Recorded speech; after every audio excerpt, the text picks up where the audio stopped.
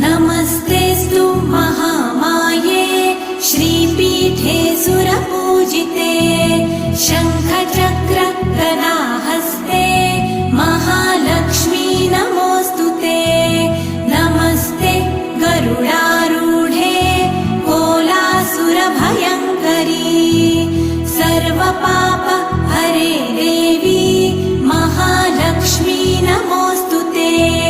महादेव्यै च विद्महे विष्णुपत्न्यै च धीमहि तन्नो लक्ष्मी प्रचोदयात्।